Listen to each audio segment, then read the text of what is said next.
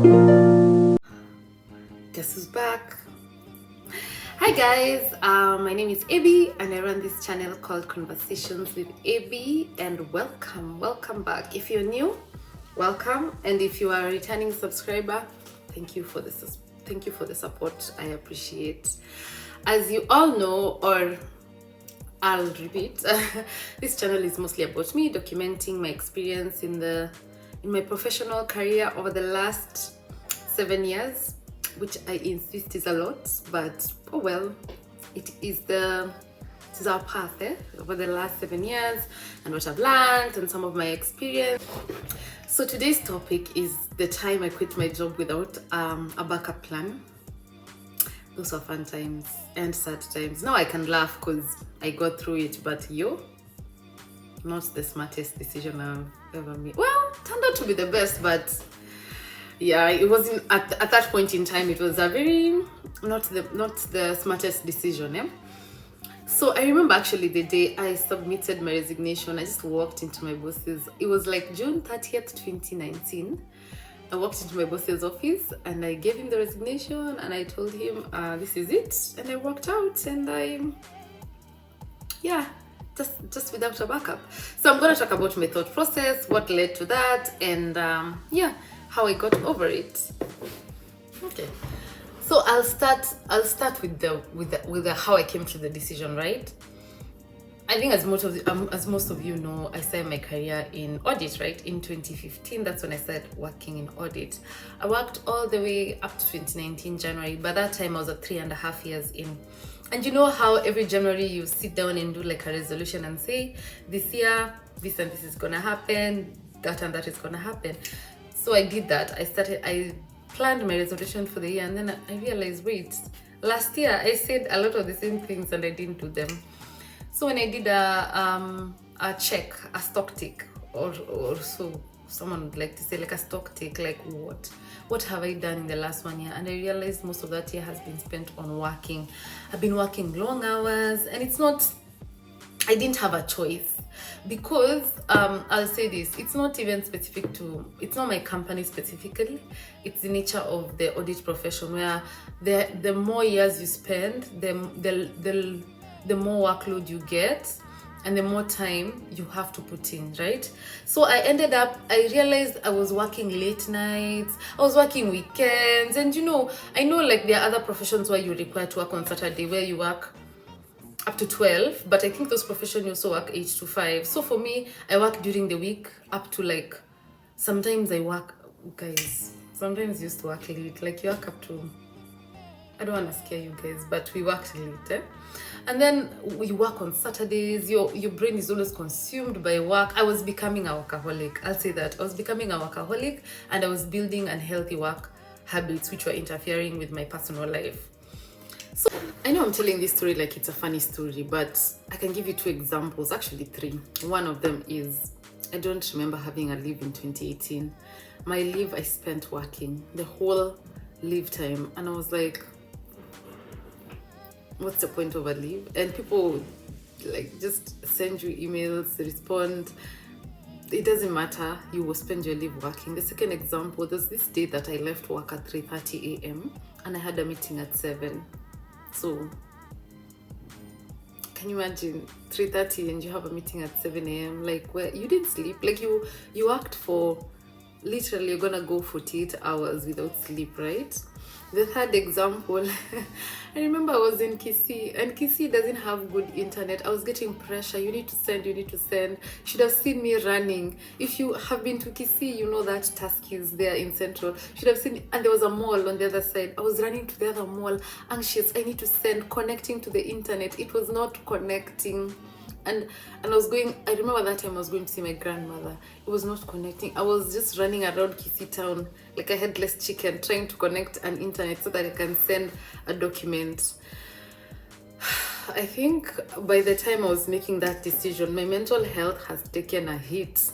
It was like I was always anxious. I was always anxious at work. I was always running around to deliver, and it just reached a point where it was like, really, there's nothing you can do. Like, you will never please anyone. And I really admire people who actually managed to set those boundaries back then. But at that point in time, my mental health was in the dumps, so I had to leave. So I decided, no, maybe I need to change this. So I need to move into another field. So the two options were either go to industry, where I'll now go into full-blown accounting, where I'll probably have a better work-life balance, or move into, or go abroad, because our profession really has like a lot of opportunities where people can go abroad, right? So that was the option. And abroad, they have this reputation whereby they don't, I guess it's still long hours, but their long hours are not Kenya long hours. No offense. Their long hours are not as long as they would like to think. It's, you actually have a work-life balance. So those were the two options, right? So after that, so those were the two options. So I started job hunting. That January, I started job hunting, yeah. So I started job hunting. And you know that joke that people say, Kenya is not your village, Kenya does not belong to your family, That's true. Let me tell you, job hunting in Kenya is just a job on its own. You apply for jobs, and you would think being an experienced hire, it will be easy, like the job hunting process will be easy.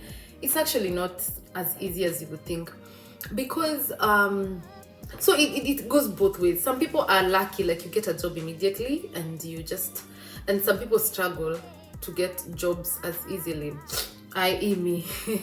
So you would apply for a job, you find the job is outdated, or these job sites post old jobs, or it's just a lot of old jobs on those job websites. Or you would get lucky once or twice. So I'll say this, between a period of like 3 months, I think I got one interview. Yeah, I got like, maybe it was two interviews. Sorry for that. Maybe two. So the first one I went, blah, blah, blah. We went to the interview stage. I didn't get it because they said they were looking for someone with a bit of industry experience. And I was like, why did you even take my CV? Anyway, the other one, I think I also didn't get the other one. I didn't proceed to the final stage. Anyway, by that time, I was getting, of course, you get anxious, you get frustrated, because in your head you think, having worked in a big professional services firm, getting a job, and you have so much experience, getting a job would not be as difficult, but it's equally as difficult. So one time in around April, May there was an opportunity that came up for going abroad, and a lot of my colleagues, we all applied to the same opportunity, right? We did the interviews. Actually, that is when I know that my interview style was not the best. I'll say that. I'll say my interview style contributed to me not getting maybe one of the other jobs I had interviewed for. Because I don't know. Let me just be honest. I was a naturally anxious person, or I'm not like now I've improved, but I wasn't like a speaker, like a public speaker. I used to get anxious a lot. Even when I'm interviewing, I needed like 10 minutes into the interview process to just calm my nerves. So that also played a part in some of my interview failures. Or saying a good number of my colleagues did it, including me. It went well up to the final stage where I failed. Guys, I was so hurt. So this interview that I failed, the worst part is we had interviewed for that position around, I don't know how many people, but let's say 10 people, and only 2 people did not proceed, include, of course, one of the 2 was me.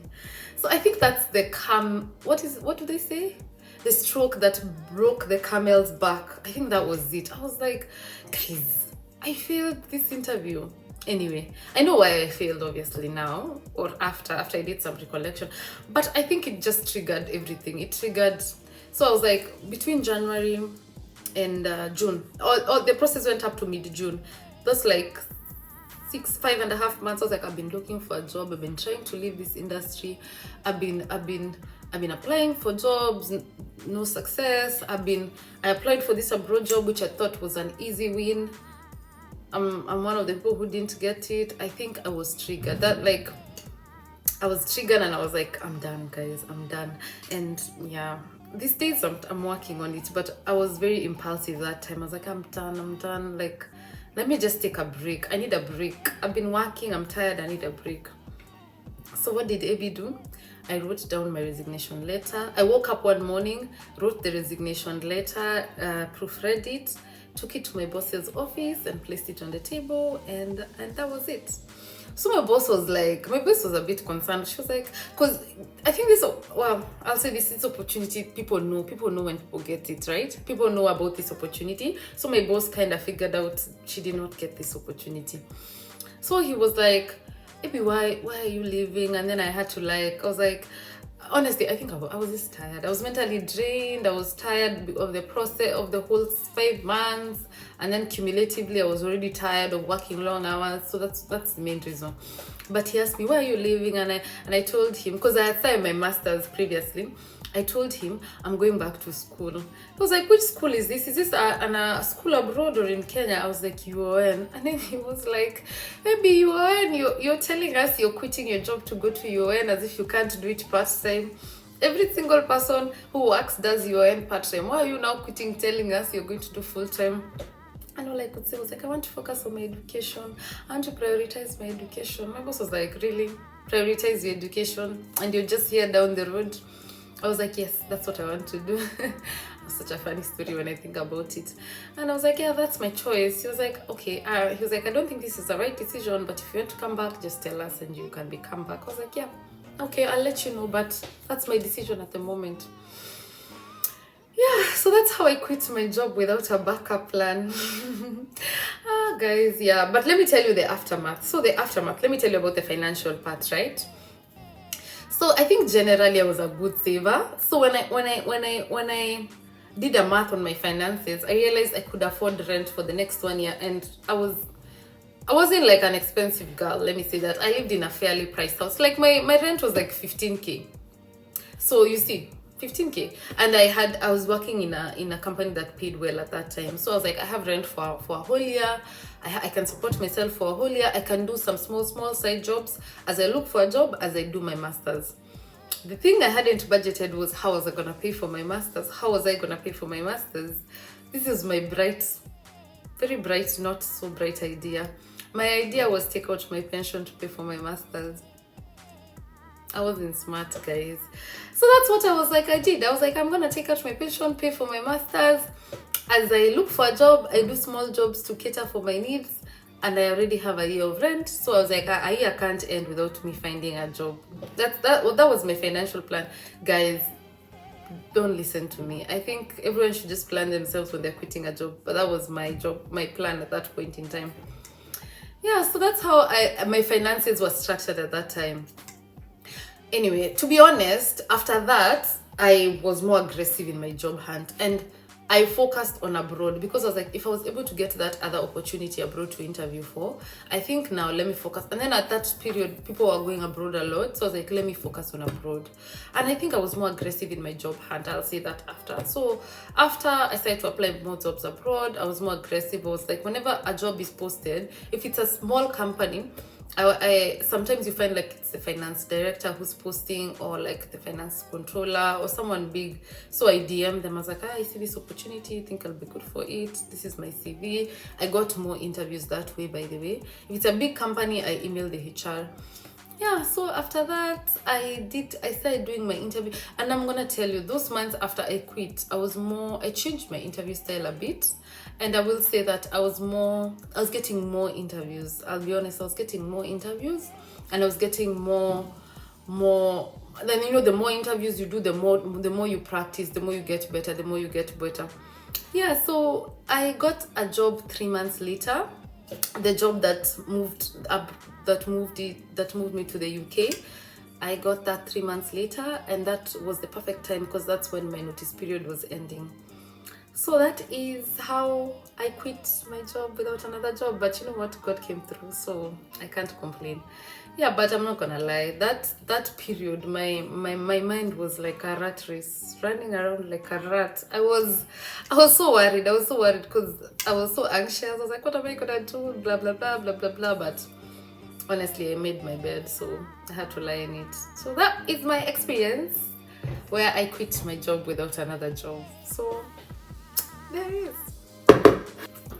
Yeah, so that's it. So for this and other more interesting stories, subscribe down below. And thank you for watching and have a good day. Bye bye.